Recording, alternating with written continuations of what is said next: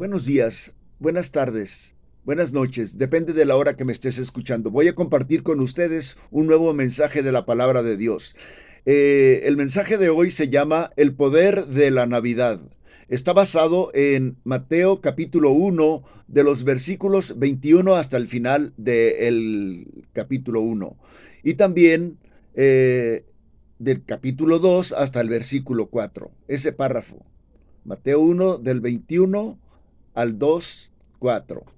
Bueno, muchos piensan que la Navidad es una fecha eh, y le ponen pues el día, es el 25 de diciembre. Dicen que ese es el cumpleaños del Señor Jesucristo. Jesucristo, quiero decirles que es bien conocido por religiosos y no religiosos, que no nació el 25 de diciembre. El Papa de Roma, en el año 450, decretó que ese día se celebrara el cumpleaños de Jesucristo. Porque ese día, precisamente en todo el Imperio Romano, se celebraba una fiesta pagana donde se comía en exceso, se embriagaban, hacían intercambio de regalos, adornaban sus casas con ramas de pino y hacían orgías en honor a Saturno. Esa era la fiesta que se celebraba el 25 de diciembre, pero empezaba 9 días antes, o sea, como novenario. Los historiadores calculan que Jesucristo nació, podría ser en mayo o en junio, pero no en diciembre. Pero no se sabe exactamente el día de cuando nació Jesucristo. Me parece que la Biblia no lo declara y no quiso el Señor declarar el día del nacimiento de nuestro Señor Jesucristo. Pero una cosa es segura, el 25 de diciembre no es el día en que nació Jesucristo. No es una fecha, la Navidad, quiero decirles, por lo tanto, no es una fecha, la Navidad es un hecho real, histórico. Cristo nació, vino para salvarnos. Es lo más importante de la Navidad. Bueno, en Estados Unidos, este es un dato interesante, no importante, pero interesante. En Estados Unidos, el año pasado, en el 2020, se vendieron 150 millones de tarjetas de Navidad, de felicitación de Navidad. Bueno, las tarjetas de Navidad fueron inventadas por Henry Cole en el 2013. O desde antes, mucho antes, ya existían las tarjetas de Navidad. Bueno, pero vean cuánto se vendió en el 2020. 150 millones de tarjetas de Navidad. Hablando de dólares, representa 850 millones de dólares. 850 millones de dólares. Bueno, y también junto con las tarjetas de Navidad está este otro dato. 1.500.000 regalos se intercambiaron en el año 2020. Regalos de Navidad o el intercambio de regalos. 1.500 millones, perdón, 1.500.000 regalos. 1.500.000 regalos con un costo de aproximadamente 15.000 millones de dólares. ¿Por qué creen que las tiendas departamentales y todas las tiendas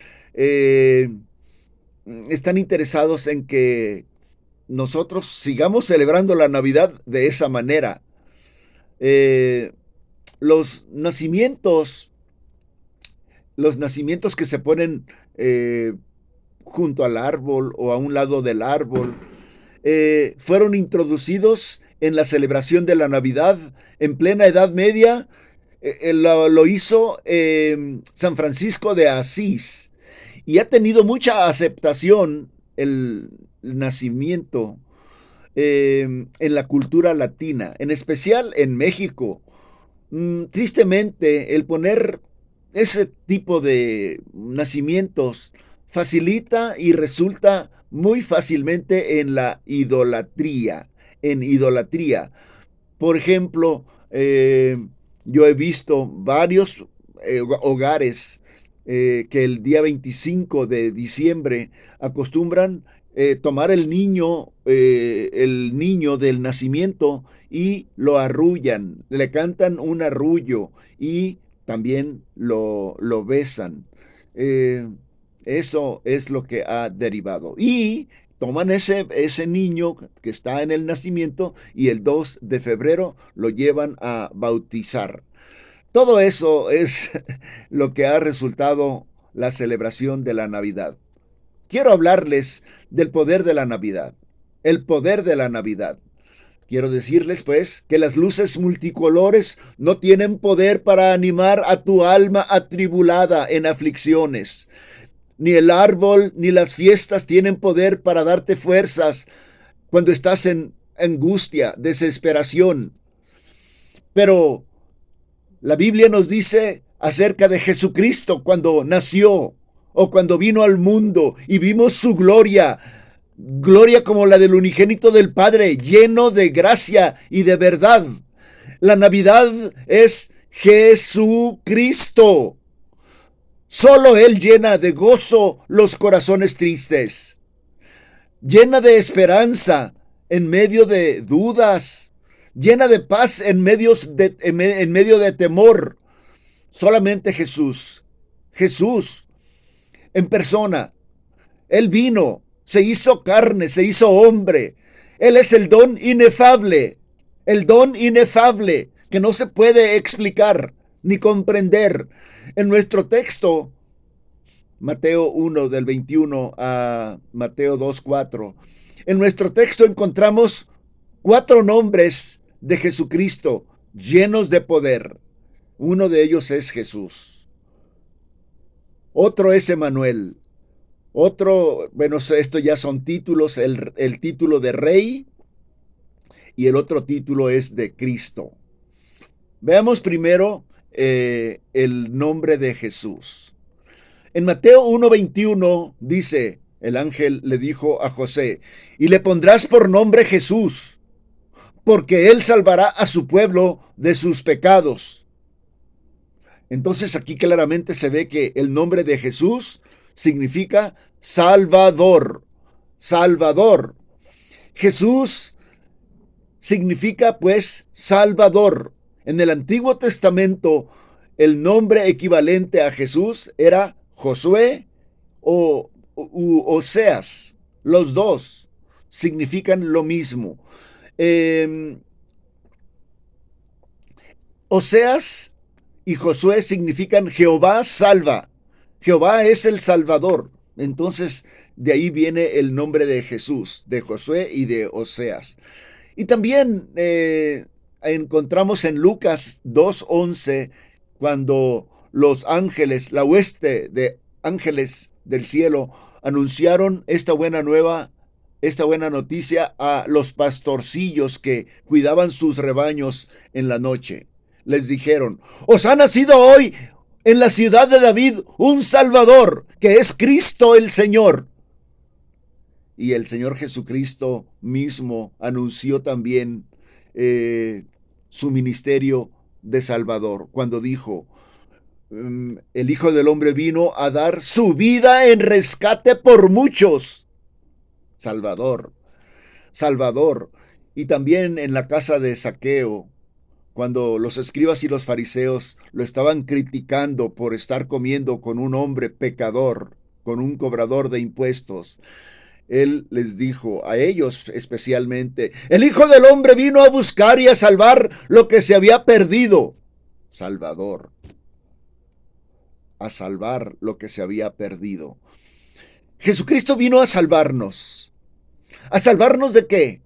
Pues de la dominación de nuestro pecado, de nuestra carne, de la consecuencia que implica el andar en nuestra carne, el andar siendo dominados por nuestros pecados, que es la condenación eterna.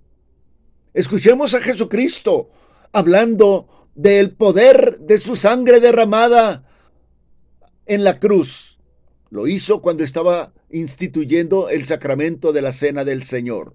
Mateo 26, 27, y tomando la copa, les dio diciendo, bebed todos de ella, bebed todos de ella, porque esto es mi sangre del nuevo pacto, que por muchos es derramada para remisión de pecados.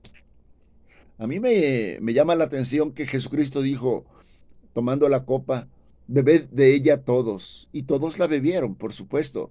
¿Y por qué hay ¿por qué en las iglesias, algunas iglesias, cuando celebran la misa, no le dan el vino a todos? Si Jesucristo dijo, bebed de ella todos.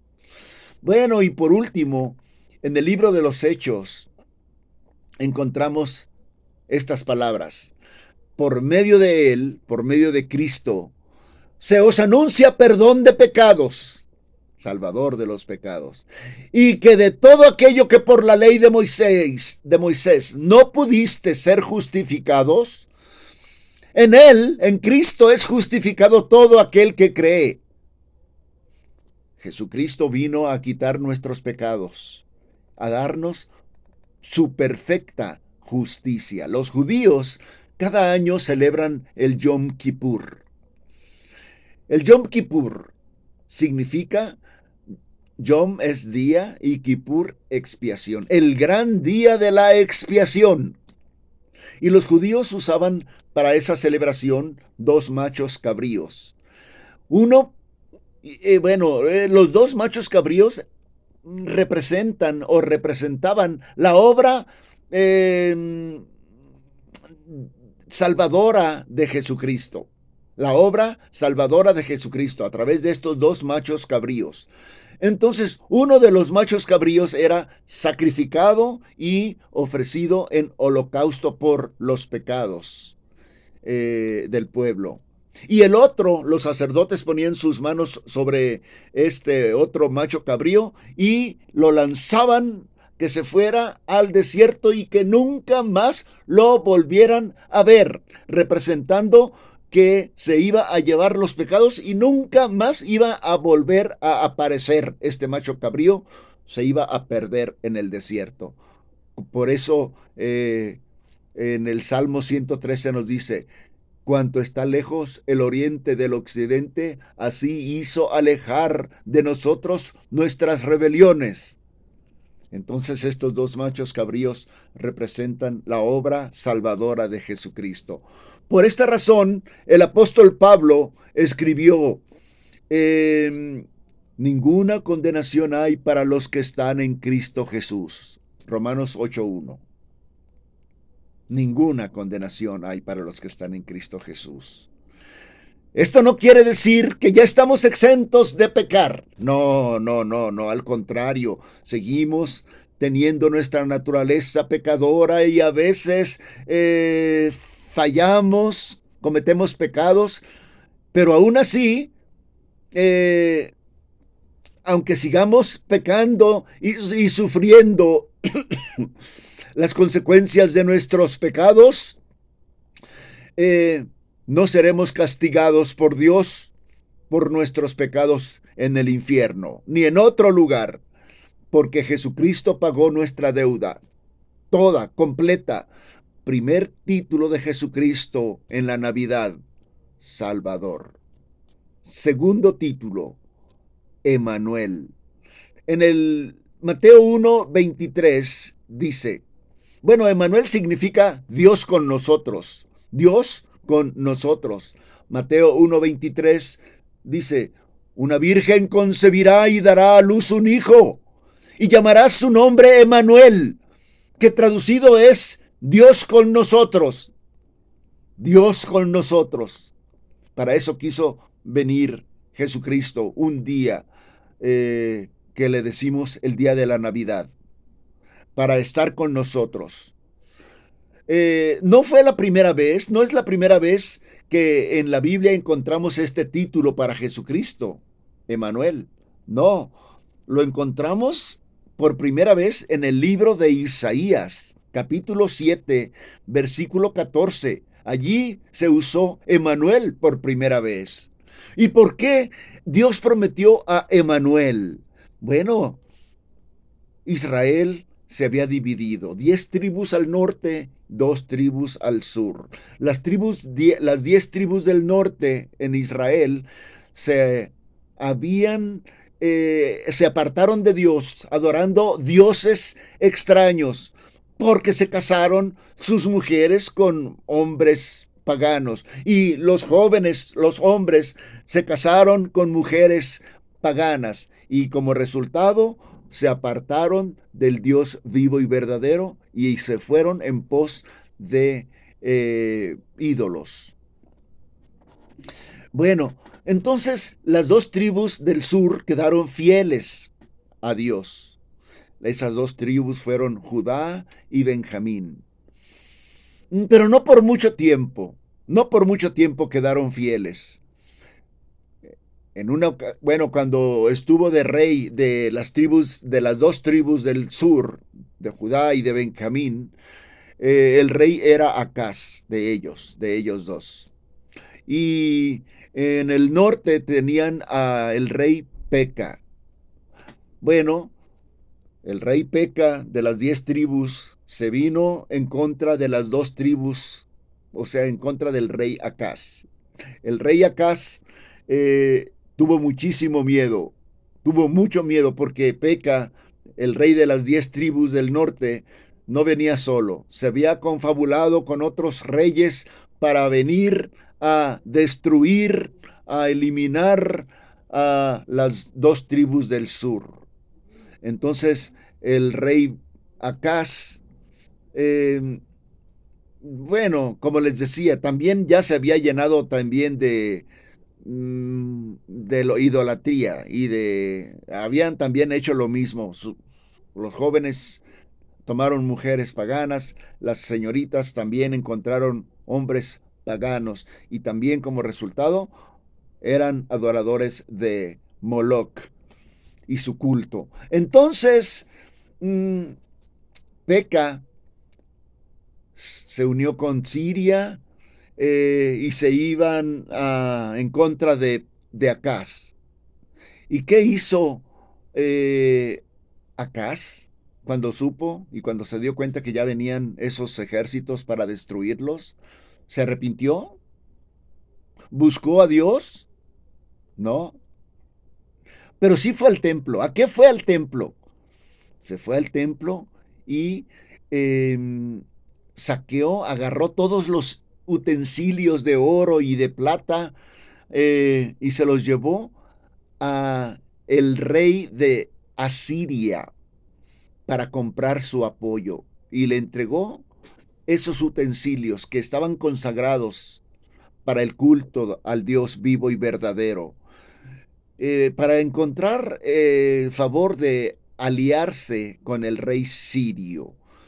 Y Dios le había dicho, no temas, no temas a nadie, a ese rey Peca, a otros que se alíen con él, no les temas, porque yo soy Emanuel, yo estoy contigo.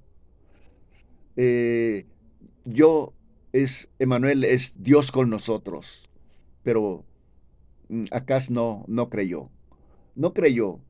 Dios le había dicho, no temas a esos reyes, no confíes en el rey, ni les temas. No confíes en el rey de Asiria porque también él te va a defraudar, te va a fallar.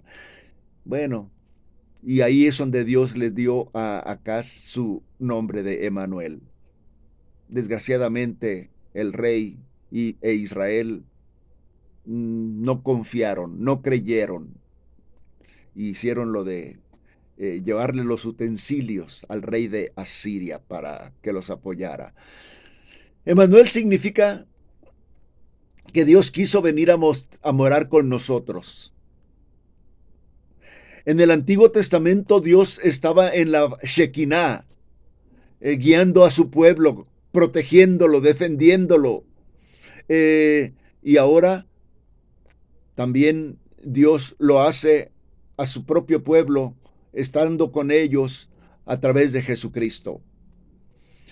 En Hebreos 2:17 dice, debía ser en todo, hablando de Jesucristo, en todo semejante a sus hermanos, para venir a ser misericordioso y fiel sumo sacerdote en lo que a Dios se refiere, para expiar los pecados del pueblo.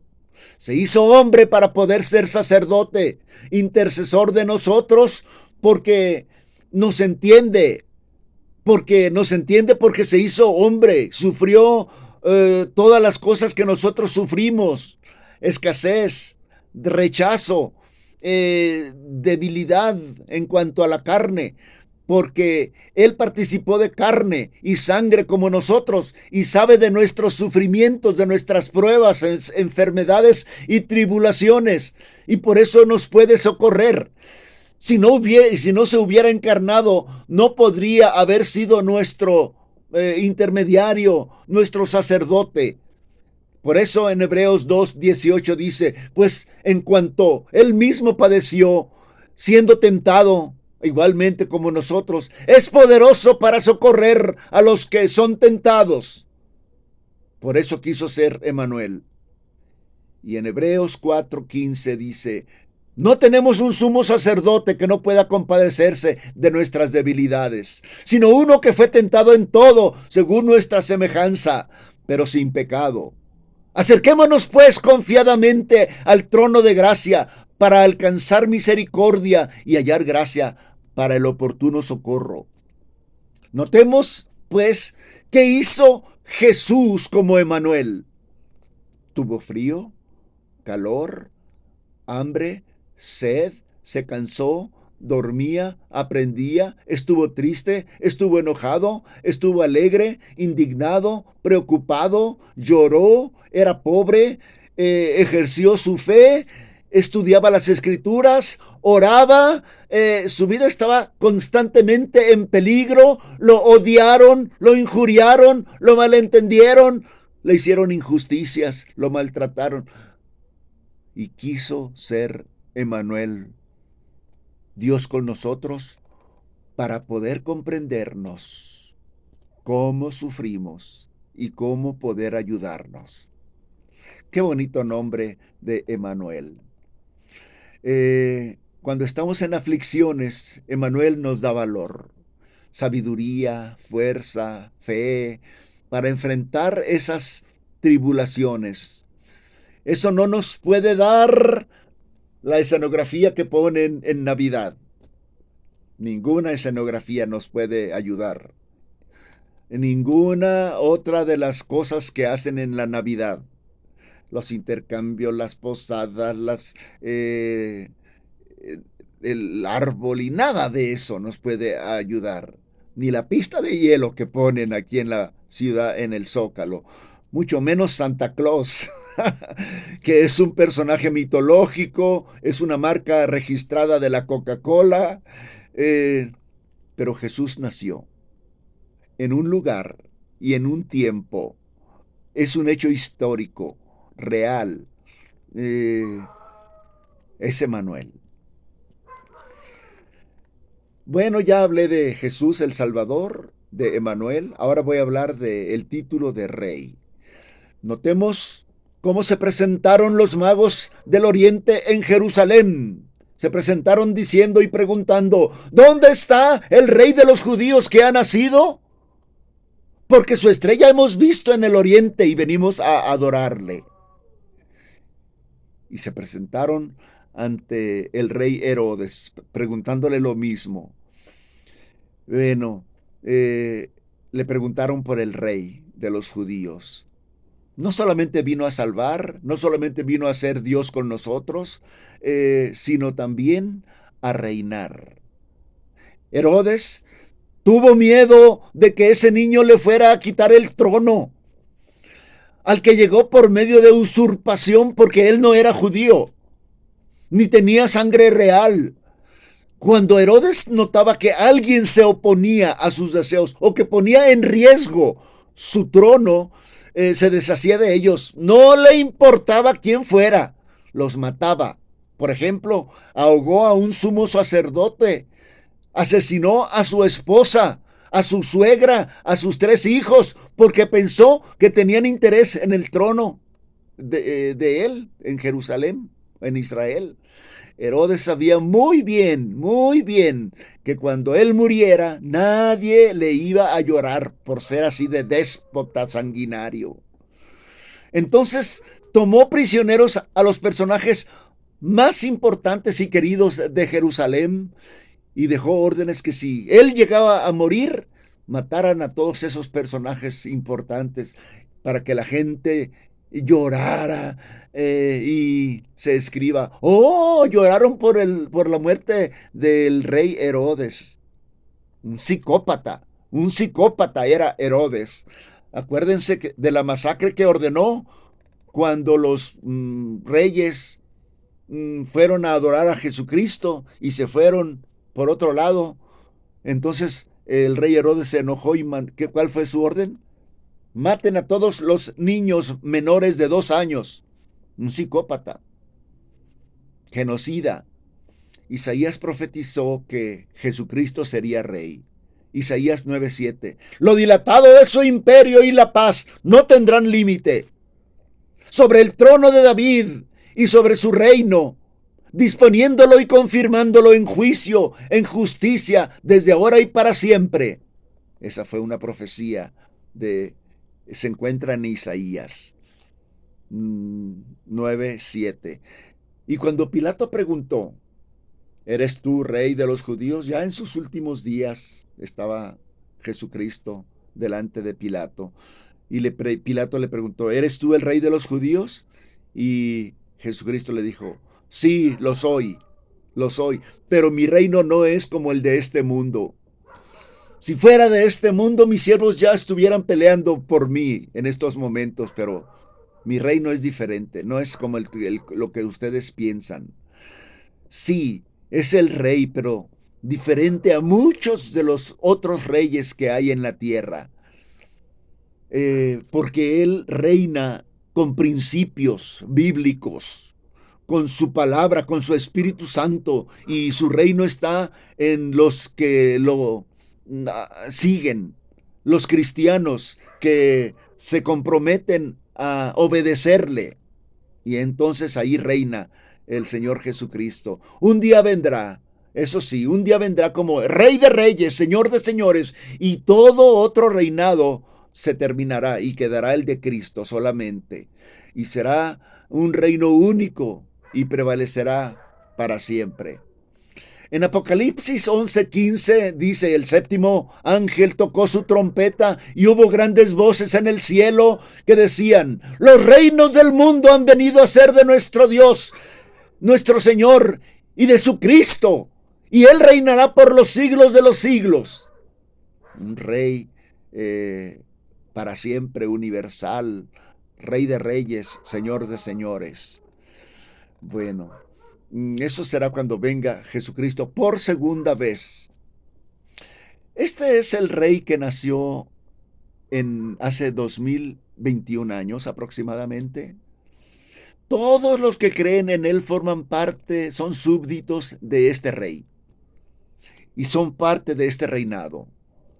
Le obedecen, son sus súbditos. Y van a reinar con él. ¿Eres tú ya uno de estos súbditos de este rey, Jesús? Si no, ¿por qué no hoy te comprometes a que Él sea tu Salvador, a que Él sea Emanuel y a que Él sea tu Rey? Y por último, hay otro título en nuestro texto. No solamente Jesús, no solamente Emanuel, no solamente Rey, sino Cristo. Este es el otro título de Jesucristo en el texto. Vean Mateo 2:4. Dice, y convocados todos los principales sacerdotes y los escribas del pueblo, les preguntó dónde había de nacer el Cristo. Vean que la Navidad habla de todos estos nombres: Jesús, Emanuel, el Rey y el Cristo. Por eso, Cristo significa Mesías, y Mesías significa ungido. Ungido, en el Antiguo Testamento los que eran ungidos eran sacerdotes, profetas y reyes. Y todo eso es Jesucristo, el único profeta, el único sacerdote y el único rey ungido. Es el que da vida, es el creador de la vida. Por eso Jesucristo dijo: he venido para que tengan vida. He venido para que tengan vida. Vine una Navidad como esta para que tengan vida. Y hablando en el momento en que iba a resucitar a Lázaro, les dijo a Marta y a María y a todos los otros amigos que estaban allí llorando por la muerte de Lázaro, les dijo: yo soy la resurrección y la vida. El que cree en mí, aunque esté muerto, vivirá. Y todo aquel que vive y cree en mí, no morirá eternamente. Eso significa Cristo. Les invito a que hagamos una oración. Señor Dios Todopoderoso, Santo, te damos gracias por tu inmenso regalo, nuestro Señor Jesucristo, nuestro Salvador, Emanuel, sacerdote, Rey, Cristo. Te pedimos, en este tiempo que hay tantas cosas que intentan distraernos del verdadero propósito y significado de la Navidad, te pedimos, Señor, que hoy nos enfoquemos a la verdadera Navidad, que es Jesucristo encarnado, nacido en un pesebre, para ser nuestro Salvador, y que lo sigamos, puestos los ojos en Él, que es el autor y consumador de nuestra fe. Y si aquí me están escuchando personas que Jesucristo aún no es su Salvador y perdonador de sus pecados, que en esta hora puedan abrir su corazón a este Salvador maravilloso, perfecto, a Emmanuel, Dios con nosotros, reinando en nuestros corazones. Háblales a estas personas, que reciban a Cristo arrepentidos, que busquen la vida eterna y el perdón de sus pecados con Cristo, porque en la cruz Jesucristo derramó su sangre para remisión de nuestros pecados. Resucitó al tercer día y prometió estar aquí donde 2 o 3 estén congregados en su nombre. Entra a sus vidas, Señor Jesús. Opera el cambio que todos necesitamos en nuestra vida para la gloria de Jesucristo. Amén.